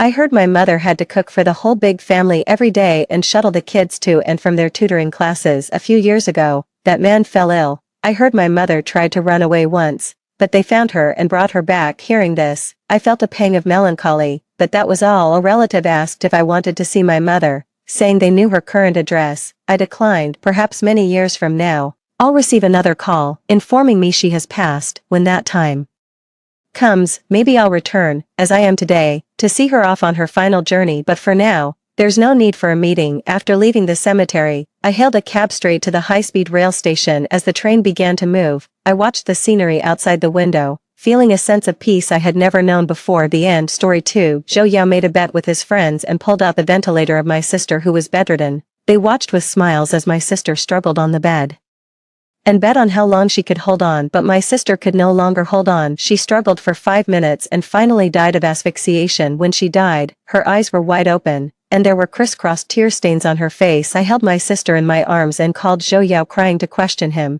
but he asked me excitedly, "How long did your sister hold on?" "If it's more than 5 minutes, I win. You can't make me lose face." I clenched my fists so tightly that my fingernails almost dug into my flesh, and I wished I could tear him apart on the spot. My sister passed away, and I had no more attachment to Zhou Yao, but later he begged me to stay while crying. What a joke. There is a human life between us, so how could it be so easy to turn back? It was already 2 days later when I buried my sister. I used my remaining rationality to entertain the friends who came to offer their condolences, but I fell apart after everyone left. From beginning to end, Zhou Yao never called me again. He was busy holding a celebration banquet in the villa with his rich second-generation friends. A project worth 2 billion yuan was enough for Zhou Yao to gain a firm foothold in the Zhou group. It's ridiculous to say that I worked hard to negotiate this order, but all the credit was attributed to Zhou Yao. They all praised Zhou Yao for his ability to keep such a lucky general as me. At this moment, the villa was brightly lit, as if it were daytime. No one remembered that in the dark corner, my sister had lost her life. When they were in high spirits from drinking, everyone's face was filled with indulgence and pleasure, without a trace of unease or guilt. Zhou Yao held a shiny pigeon egg diamond ring and put it on Chuyu's ring finger for his childhood sweetheart. Chuyu raised her hand with a happy face and kissed Zhou Yao's lips. The crowd cheered and screamed, urging them to kiss more passionately. I watched all this as a bystander, and my eyes became hot. I don't know who was sharp-eyed and noticed me standing at the door. He awkwardly called out, "Sister-in-law, Jian Chun." The words took a turn in his mouth, and he forcibly swallowed the sister-in-law that was almost blurted out. The frown on Zhou Yao's face relaxed a little, and he turned his head to look at me indifferently. "You don't even participate in the celebration banquet. Are you already starting to be arrogant and take credit for yourself?" Before I could accuse him of being unclear with other women as my boyfriend, he started to criticize me. Chuyu took Zhou Yao's arm and nestled on his shoulder. "Don't blame Jian Chun. She comes from a humble family and can't show up in public. She must not be used to this kind of occasion. Yes, I come from a humble family, and so does my sister, but even small people should not be insulted and made fun of at will, I sneered. Yes, you come from a noble family, and you are an upper-class person. Does being an upper-class person make you so great? Is this what upper-class people do, hugging and kissing shamelessly? Perhaps because I was usually too rational and calm, as soon as the words came out, a trace of surprise flashed across Zhou Yao's face, followed by deep disgust. Jiang Chun, don't go too far. Zhu Yu also had an injured expression. Yes, why are you so fierce? Yao and I didn't mean anything by it. We just thought it was fun. Fun? Is it fun for my boyfriend to kiss another woman in front of me? Is it also fun to pull out my sister's ventilator and let her die of asphyxiation? Is it as fun for them to watch other people's pain as it is to crush an ant? My heart was overwhelmed with pain, and it was almost impossible for me to control my expression. Zhu Yu looked complacent, as if she suddenly remembered something. By the way, Jiang Chun, how long did your sister hold on yesterday? We're all quite curious. Reminded by her, those people started talking all at once. Mr. Zhou really went all out to make the beauty smile. If you want to talk about being ingenious, it has to be Miss Chu. She came up with the idea of pulling out the ventilator. She really knows how to have fun. I bet a car that she could hold on for 5 minutes. I hope I won't be disappointed. Don't worry, her sister doesn't seem to be sick at all. Didn't you see? After taking off the oxygen mask, that little girl's arms were waving so fast, I guess she could last half an hour without a problem. I remembered the appearance of my sister before she died, those outstretched arms and the hands with exposed blue veins were clearly a cry for help, but the people present didn't care at all. They laughed and made a fuss, letting her life slip away right before their eyes. Hatred burned in my eyes, and I wished I could make everyone be buried with her. How long did she hold on? Do you want to also pull out the ventilator of your mother who is paralyzed in bed and see how long she can hold on? I pointed at Zhu Yu's nose and asked her back. Zhu Yu's face turned pale, and she threw herself into Zhou Yao's arms, crying pitifully. Woo-woo, Yao, did you hear that? She said she wants to pull out my mother's ventilator. How could she curse my mother like this? Zhou Yao comforted Zhu Yu softly and then turned his head to glare at me. Jiang Chun, you vicious woman, you clearly know how important Zhu Yu's mother is to her. Am I giving you too much leeway? My lips trembled, and I tried my best not to shed a single tear. It's really ridiculous. Whose life isn't precious? Who is more noble than whom? Is Zhu Yu's mother important? And my sister isn't. She was still so young, like a white snowflake, delicate and flawless. Whenever I was exhausted, she would force herself to smile and encourage me despite her weak and sick body. But my strong and optimistic sister died because of these people's joke. I'm a vicious woman. Then what are all of you here? You bet with my sister's life. You are the heartless executioners. Their smiles froze on their faces, seemingly not expecting me to say such a thing. Losing face in front of his brothers and his beloved woman, Zhou Yao completely lost his patience. He swung his arm and slapped me. My cheek instantly burned with pain, and a sweet and fishy taste welled up in my mouth. I covered my face, not crying, and even less begging for mercy. I just stared at Zhou Yao fiercely, meeting my gaze. He raised his hand and slapped me again. Don't look at me like that. Don't you forget that if it weren't for me, your sister would have died long ago. A sharp buzzing sound exploded in my mind. Blood gushed out of my ear canal and dripped onto the ground along my jawline. I held on to the edge of the bar to barely stand up. For a woman like this, 2 slaps will make her behave. Is she out of her mind? She usually wouldn't dare to treat Mr. Zhou like this. The voices around me were sometimes near and sometimes far, and I couldn't hear them clearly, but there was one thing they said that was right. I have always obeyed Zhou Yao. At that time, I was just a newcomer in the Zhou group and was assigned to work under Zhou Yao, who was being trained in a subsidiary company. I worked overtime day and night just to earn more money to treat my sister's illness, but the money I earned was far from enough. I hid in the corner and cried until I was desperate. Coincidentally, I met Zhou Yao, who was smoking. He lent me his shoulder, listened to my complaints patiently, and even transferred a large sum of money for my sister's treatment. His embrace was so warm and thick that I couldn't help but fall for him. Under Zhou Yao's tender and affectionate offensive, I became his girlfriend. I thought everything was finally turning for the better, but I didn't expect that fate played a huge joke on me. His tenderness quickly shifted after his childhood sweetheart Zhu Yu returned from abroad. It turned out that I was never the one he had his eyes on. Back then, when he was frustrated in love, he met me, who was also down and out, and he suddenly felt a little pity. But I naively mistook it for love. In fact, everyone knew that with Zhou Yao, rather than being his girlfriend, I was more like his capable subordinate. I was a tool person who could charge forward at his beck and call. Now that Zhou Yao has gained a firm foothold in the group, He doesn't need me anymore. I wiped the blood from the corner of my mouth and smiled miserably. Zhou Yao, I paid off all I owe you. We will never see each other again from now on. I staggered away, but Zhou Yao blocked my way. I won't stop you if you want to leave, but you scared Chu Chu, so you have to apologize to her. His voice was so cold that there was no trace of warmth. I stuck out my neck and looked at him directly. Are you fucking deaf? I'll say it again. Apologize to Chu Chu. Zhou Yao grabbed my arm and pushed me in front of Chu Yu. I forced a smile and said word by word softly, she doesn't deserve it. Chu Yu's tears fell at the right time. Arousing Zhou Yao's protective instincts, he kicked me in the back of my knee, forcing me to kneel down. Apologize. Are you fucking mute? My knee hit the floor, and the intense pain made me unable to make a sound, so Zhou Yao thought I was still defying him. With a bang, the red wine bottle cracked above my head. The bright red wine flowed down my hair and pooled into a striking red patch in front of me. I couldn't tell whether it was blood or tears in front of my eyes. I just felt it was very painful. The pain spread from my head to my heart. I felt so sick that I retched, but I couldn't vomit anything. I just pressed my chest futilely. Seeing my appearance, a brief look of pity flashed across Zhou Yao's face. Then he returned to his indifferent expression. He panted heavily, threw away the broken glass bottle, and pointed in the direction of the door. Get out now, you, and your sickly sister. Never appear in front of me again. You don't need to say that, Zhou Yao. I've already seen you clearly. Every time I interact with you, I feel extremely disgusted. I forced myself to stand up, dragged my injured leg, and limped out. From beginning to end, I never looked back. Jiang Chun, Zhou Yao's voice sounded behind me. What do you think you're doing leaving by yourself? Do you want to leave your sister here so you can find an excuse to come back? I paused but didn't pay attention. Only you would come up with such despicable means. Don't worry, I won't come back again. My sister, she's already gone. Zhou Yao appeared at the door one step ahead of me and crossed his arm in front of my eyes. Explain what you mean. What do you mean she's gone? Yu covered her nose, gave me a look of disgust, and pulled Zhou Yao back. Yao, why do you care so much? It's just a little trick of a girl. Where else could her sister be if not at your place? That sickly girl. Would you believe it if she said she went shopping in the mall? She sneered. Zhou Yao was skeptical and glared at me, threatening me with his index finger. Jiang Chun, you'd better not play tricks on me, or you'll end up in a very miserable situation. As if to reassure himself completely, Zhou Yao picked up his phone and dialed the number of the old house. Help me check where Jiang Chun's sister is. If she's at home, carry her out immediately and throw her by the roadside. There was a moment of silence on the other end of the phone, and the nanny's voice was a little choked up. Mr. Zhou Jr. Jiang Wei has already passed away. What did you say? Zhou Yao roared in disbelief.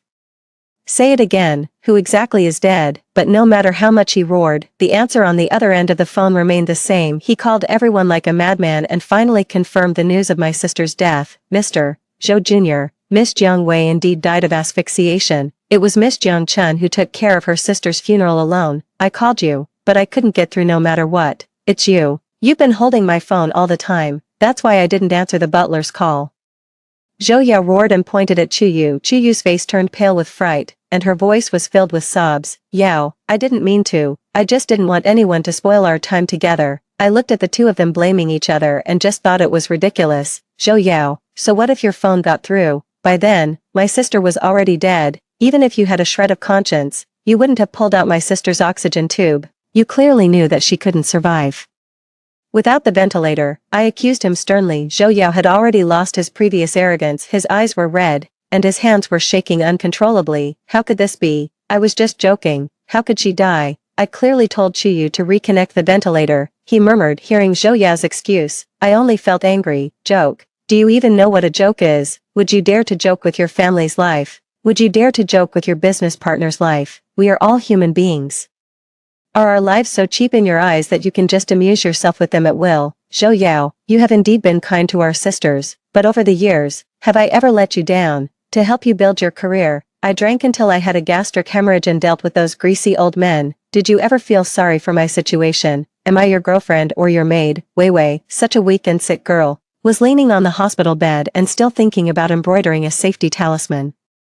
For you, she told me to make sure it was delivered to you to bless you with safety. She spent half a year embroidering that safety talisman, and her fingers were all pricked. But what about you? To please a woman, you even sacrificed my sister's life. Wei Wei would never have thought that the big brother she was most grateful to was the executioner who personally sent her to the underworld. She didn't even close her eyes when she died. My tears rolled down, wetting my clothes. Zhou Yao's lips trembled, and he couldn't say a word. And you guys, I looked around, you were all accomplices. Those arrogant rich second-generation people were also flustered at the moment. What does it have to do with us? Your sister was born weak. You can only blame her bad luck. Yu stood out with a look of disdain on her face hearing her say that. The others also gained some confidence. Yeah, it's just bad luck. Besides, once a person is dead, they're dead. Are you just trying to get money? Name a price, and we'll give it to you as a reward. I sneered. Buying a life with money, is that it? 2 million, I'll buy your life. Do you dare to agree? I took a step forward and questioned sternly the rich second-generation people who had been shouting just now. All fell silent at this moment. I will write down the names of all these people one by one. One day, I will make them pay for their crimes with blood. I turned around and was about to leave, but Zhou Yao suddenly grabbed my hand, his tone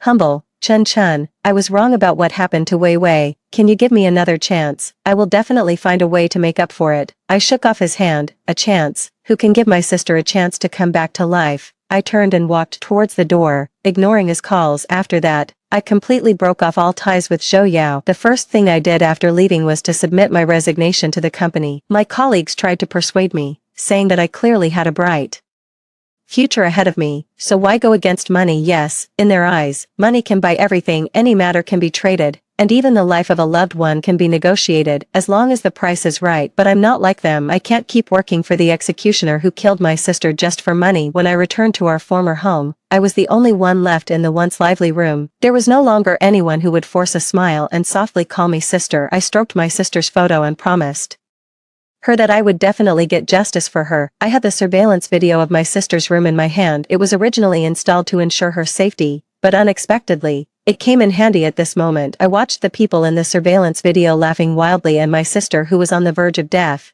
and I clenched my fists. I sent this video to the email addresses of the rivals of the Zhou group and attached the whole story. Since my own strength is limited, it's better to use the power of others to fight against them. Over the years, there have been countless companies eyeing the Zhou group. Each of them has been watching closely, just waiting to find some loopholes. Things went as I expected. The next day, there were reports in major media about Zhou Yao, the new successor of the Zhou group, treating human life as a pastime. Netizens forwarded and commented one after another, and public opinion was in an uproar for a while. Zhou Yao, who was once a rising business star, became a poor joker. The stock price of the Zhou group plummeted, and the group had to hold a press conference in an attempt to dispel the negative impact. According to my former colleagues, Zhou Yao's days haven't been easy. The veterans of the company were already dissatisfied with Zhou Yao's rise to power. Now that this happened, they were openly and secretly undermining him without me mediating for him. He was even more overwhelmed. However, the good times didn't last long. Just when I thought Zhou Yao was going to be finished, Yu also uploaded a video.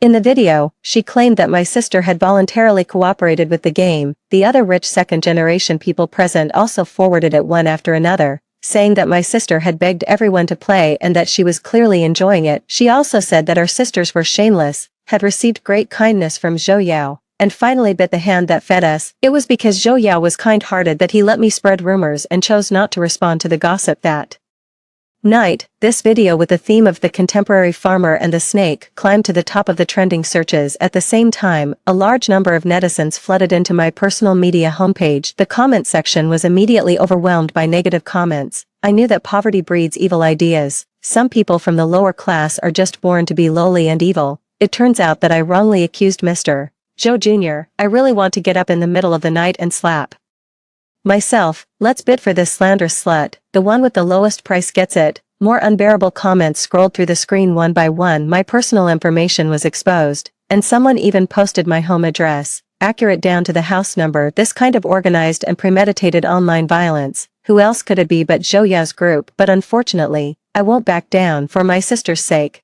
I must fight to the end. I knew that people could be influenced by public opinion, but I never expected that there would really be people who would voluntarily be the lackeys and enforcers of the rich. The next day, there was a girl wearing a mask waiting on the path I had to take when going out. She threatened to tear me apart to vent her anger for Zhou Yao, but before she could take action, she was dragged away by the police. The person who called the police turned out to be Zhou Yao. I didn't want to get entangled with him, so I turned around and planned to leave, but Zhou Yao chased after me and grabbed my wrist to stop me from leaving. In just a few days, he seemed like a different person. His eyes were sunken, and he had a stubble beard. He looked a bit lost and downcast. I guess the turmoil in the company had given him a big blow. He held my hand tightly, using all his strength. Chun, don't avoid me. Okay, look at me like this. Don't you feel sorry for me? I laughed out of anger. Mr. Zhou, you really think too highly of yourself. To be honest, even if you were to die in front of me now, I wouldn't even bat an eyelid. Once, the slightest thing about him would make me extremely worried, and his emotions were the vein of my actions in order to make him happy.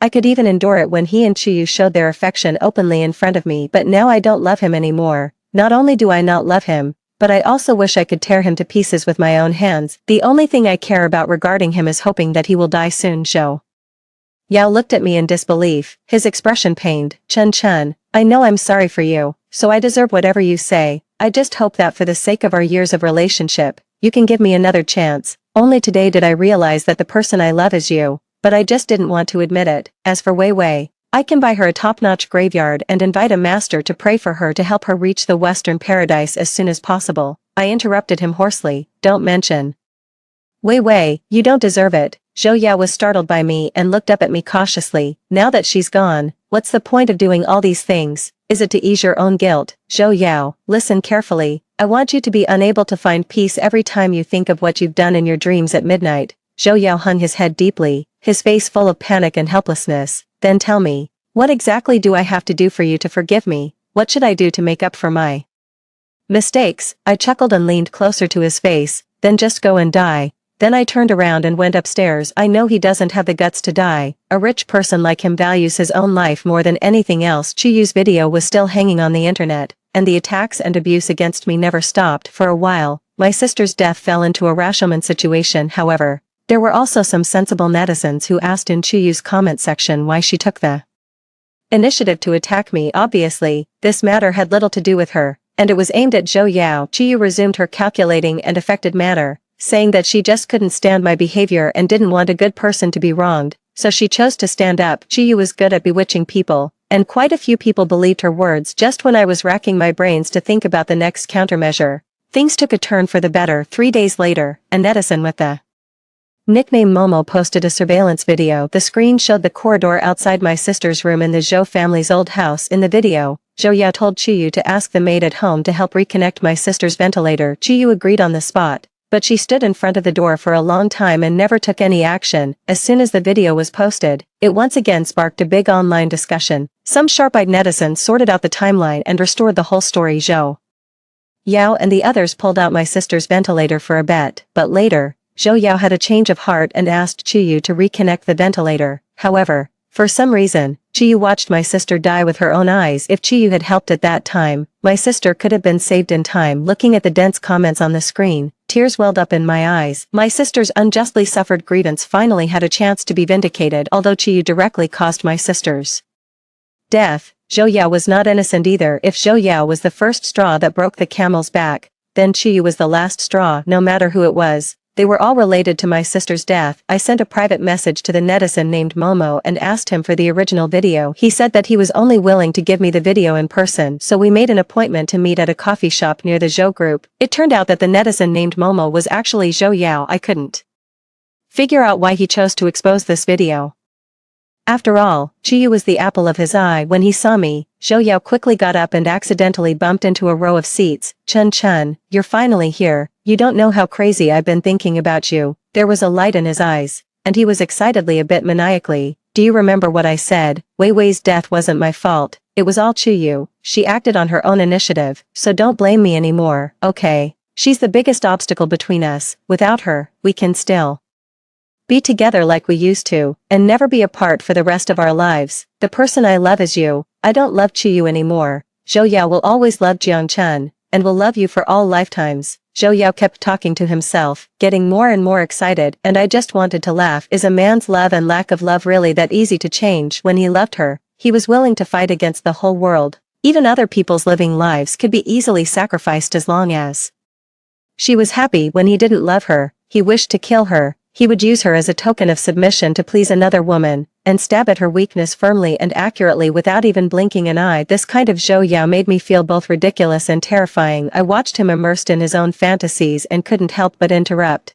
Between you and Chuyu, it's just a case of dogs fighting each other. You animals had better stay away from me when you fight. I'm afraid of getting contaminated by something dirty. Whether you give me today's video or not, it won't affect my choice. Each of you will pay the price. Also, never mention the word love in front of me again. Falling in love with you is the biggest stain in my life. Just thinking about it, I wish I could start all over again. I taunted him to the fullest. The more uncomfortable his expression was, the more satisfied I felt. After a long silence, Zhou Yao suddenly spoke up. I know I did something wrong to you.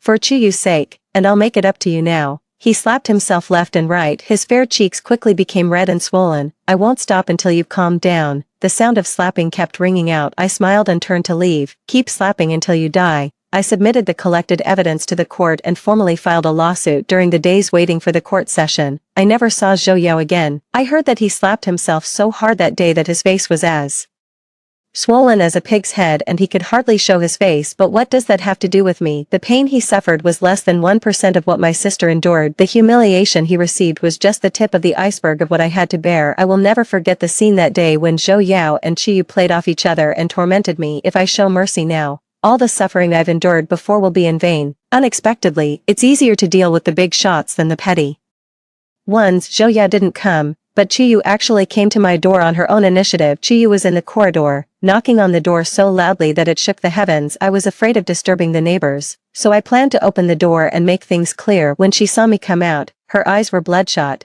and she seemed to want to tear me apart. Jian Chen, is it you, you bitch, who's up to something? Otherwise, why has Zhao suddenly ignored me? What you lost is just a disabled sister, but what I lost is my love. Listen, how familiar these words are. How many shameless men and women use the banner of love to do despicable things? They're really shameless. If Zhou Yao is ignoring you, you can ask him. He's a grown man. How could he be coerced by me? I crossed my arms and said disdainfully, how dare you say it's not you? It's you, you bitch, who played the victim with your sister's death and forced Yao to be with you. Chiyu was immersed in her own thoughts and didn't pay any attention to what I said. It seems that if I don't give her a taste of the real thing, she won't understand. Use your brain and think carefully. Who has the ability to get that video in the corridor? I curled my lips and smiled meaningfully. Who else could it be? You must have used some despicable means. Chiyu looked at me warily and said firmly I wasn't discouraged and continued to ask guiding questions. If I could get that video, why didn't I use it as a trump card from the beginning? Why would I let you jump around in front of me for so long? Sometimes, after eliminating all other possibilities, the remaining one, no matter how unlikely it seems, is the truth. Chiyu looked at me in disbelief and shook her head to deny it. It's impossible. How could it be Yao? It's absolutely impossible. On the surface, she didn't believe it, but her heart was already wavering. Don't believe it. If you don't believe it, then go and ask Zhou Yao to clarify it the next time.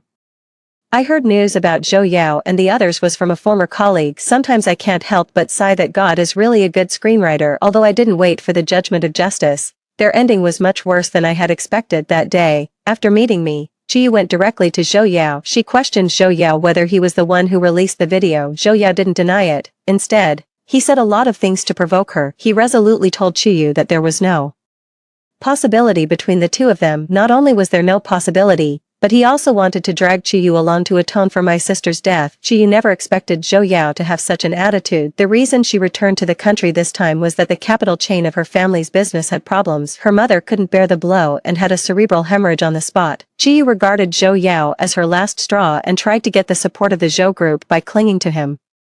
Even hurting Wei Wei was something she had planned in advance, because if I didn't give up on Zhou Yao, she would never have a chance to take the upper hand. Only if I left on my own initiative could she firmly secure the position of Mrs. Zhou. Unfortunately, all her painstaking efforts came to nothing. The two of them argued more and more fiercely, and somehow they started fighting. As a result, by accident, they both fell off the high platform. Chiyu hit the ground with the back of her head and died on the spot. Although Zhou Yao's life was saved, he became a vegetative state, and it's uncertain whether he will wake up one day. After hearing this news, I specifically went to my sister's grave and told her everything. The deceased is gone forever, but seeing the bad guys get their comeuppance can also comfort my sister's spirit in heaven. As for those rich second-generation people who made the bet together that day, they were just superficial and incompetent people with money. Karma comes back around, and everyone can't escape their destined fate. Some of them became destitute after squandering their family fortunes, and some ended up in prison after going too far. Over the years, I have witnessed those who once bullied my sister receive the punishment they deserved. The judgment of justice will come sooner or later, and we all need to be more patient. Epilogue. Zhou Yao's perspective. I always thought that what I had with Jiang Chen wasn't love because it all came too easily. I just comforted a vulnerable girl and gave her a sum of money. And she was willing to give everything to me. She worked overtime like crazy. For a small project, she could go without eating or sleeping for days and nights. She cared about my health more than her own. She could work with a high fever of 40 degrees Celsius, her eyes red from the fever and her throat as hoarse as sandpaper, but if I coughed, she would feel sorry for me and drive me home to rest. With her around, I never had to worry about anything going wrong with the company. In fact, it was quite nice at the beginning, but as time went by, I started to get bored. The love in my ideal should be challenging, just like me and Chuyu. We played a cat and mouse game for several years, but until she went abroad, she never gave me a definite answer. The more she didn't say it, the more I liked her, and I liked her so much that it was almost crazy. Later, Chuyu really came back to the country. The moment I saw her, I regained the feeling I had back then. I wanted to break up with Jiang Chen directly, but I couldn't find a suitable reason. Moreover, she had a high prestige in the group. It wasn't a wise choice to break up with her voluntarily at this time, but what if she brought it up herself? Then everything would be logical. So Chuyu and I openly showed our affection in front of her and went in and out together without any scruples. But besides remaining silent, she neither cried and made a scene nor caused any trouble. Looking at her submissive appearance, I became even more irritated. I would rather she pointed at my nose and scolded me, and then broke up with me. But I didn't expect that one day, Jiang Chen really broke up with me. To make Chuyu happy, I caused the death of Jiang Chen's sister. For the first time, I saw deep despair and hatred in her eyes. I panicked. After she left, I realized belatedly that the person I really couldn't live without was her. I tried all kinds of ways to win her back, but she ignored me. It turned out that she could give me love easily, and she could also take it back easily. I thought I was in a dominant position in the relationship, but now I understand that it was because she was willing. I used my remaining rationality to entertain the friends who came to offer their condolences, but I fell apart after everyone left. But now she isn't willing anymore. She even thinks it's dirty to look at me. My career has collapsed, and my love life has also failed. I suddenly felt like I had become an empty person and couldn't find the meaning of my existence. That day, when Chuyu came to me, I told her that I had never loved her. My feelings for her were just a kind of abnormal competitive desire. I know she hates me, just as I hate her. Well, then let's go to hell together and atone for our sins. At the moment of falling to the ground, I should have been afraid, but thinking that Chen Chen said she would only be happy if I died, I even showed a faint smile. The rest of my life is trapped in a long dream. Let me relive the old days in my dream. The end.